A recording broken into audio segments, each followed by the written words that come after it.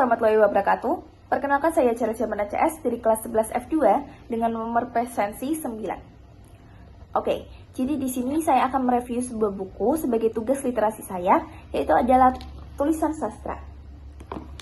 Oke. Dimulai dengan identitas buku ini. Penulis adalah Tenderlova, penata letak dan penata sampul adalah Lovren Dex. Lalu ISBN dari buku ini adalah 978-623-289-0954. Lalu buku ini memiliki 345 halaman dan memiliki ukuran 14 x 20 cm. Cetakan pertama adalah pada tanggal Juli 2020.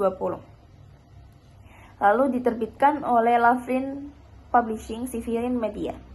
Buku ini memiliki harga sekitar 112.000. Oke, kita langsung masuk saja ke dalam sinopsis dari buku ini. Novel dengan judul Tulisan Sastra dengan tokoh utama adalah Andika Sastra Gautama yang kerap dipanggil dengan Sastra. Sastra ini sangat menyukai musik. Lalu cita-citanya adalah menjadi seorang pianis, tetapi dia selalu membawa gitar kemana-mana. Sastra ini tidak menyukai hujan, katanya hujan adalah simbol kegalauan gitu. Jadi kalau misalkan hujan, dia lebih baik rebahan di rumah gitu, nggak berpergian. Terus Sastra ini memiliki 6 saudara dan dia adalah anak keempat dari saudara-saudaranya itu. Di antara saudara-saudaranya. Terus di antara saudara-saudaranya itu yang tertua adalah Bang Tama, lalu ada Mas Jovan, ada Mas Eros, ada Nana, ada Ceta, ada Jaya. Nah, keluarganya itu memiliki kelebihan dan kekurangan yang justru mereka saling melengkapi. Dan 3 kebahagiaan sastra itu ada keluarga, musik, dan juga sahara. Nah, yang pertama jelas itu keluarga. Lalu yang kedua adalah musik. Yang ketiga adalah sahara. Katanya musik itu sudah terpaut di dalam jiwa dan raganya. Sedangkan Sahara itu bagaikan bumi dan sastra adalah mataharinya. Jadi sastra akan selalu menyinari Sahara. Sahara dan sastra sudah berpacaran selama 2 tahun.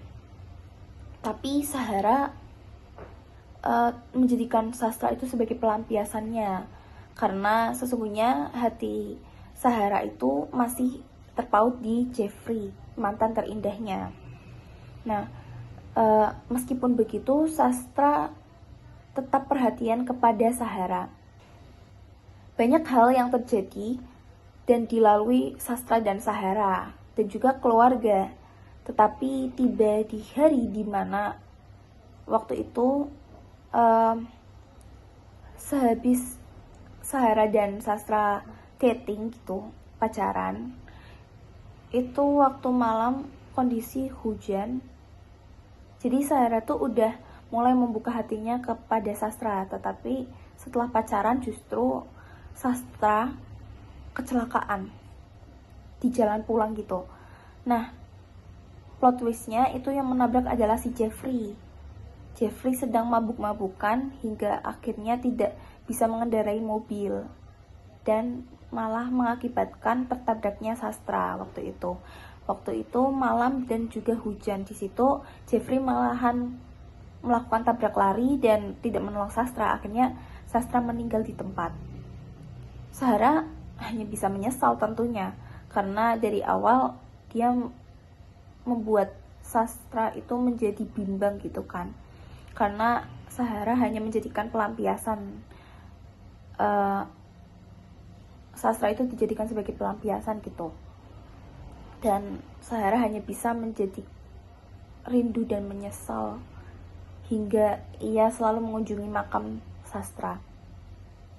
Terus manfaat dari buku ini. Buku ini memberikan dan mengasah empati, juga pemahaman emosi. Menjadi hiburan diri dari kisah romans Sahara dan sastra, lalu juga sekaligus tentang keluarga Suyadi, karena keluarga Suyadi itu kocak-kocak dan sangat random gitu. Walaupun mereka harmonis, justru malahan yang membuat cerita menjadi lebih seru dan komedi gitu. Terus banyak kata-kata motivasi dari ayah dan juga ibu Suyadi gitu. Jadi akhirnya buku ini saling melengkapi dengan komedi, romance, dan juga motivasi-motivasi itu. Dan langsung saja ke kelebihan dan kekurangan buku ini.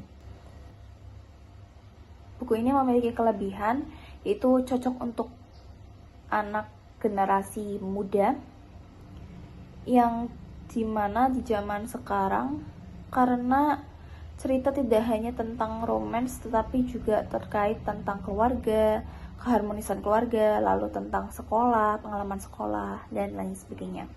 Lalu dari motivasinya tentu menjadikan sebagai motivasi hidup gitu.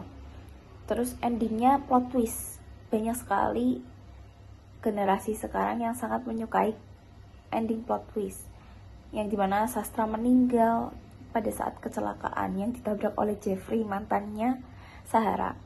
Terus meskipun sampulnya kan monoton ya, hitam putih gitu, tapi justru malahan dari sampul yang simple ini menjadikan daya tarik tersendiri, karena bisa dilihat dia membawa gitar, seperti yang sudah saya bicarakan tadi, bahwa Sastra selalu bermain gitar. Oke. Selanjutnya, kekurangan dari buku ini. Kurang sesuai jika ingin menggunakan bahasa yang lebih baku dan juga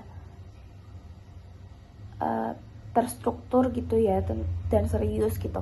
Karena buku ini tidak baku. Ya, kayak bahasanya. Lalu selanjutnya, novelnya sangat santai dan juga alurnya sangat lambat. Terus seperti yang saya bilang tadi, covernya simple. Itu mungkin bisa saja jadi kekurangan dari buku ini, karena banyak sekali novel-novel yang mengedepankan cover, tapi ini hanya hitam putih. Oke, sudah. Mungkin cukup segitu yang bisa saya sampaikan. Kurang lebihnya mohon maaf. Wassalamualaikum warahmatullahi wabarakatuh.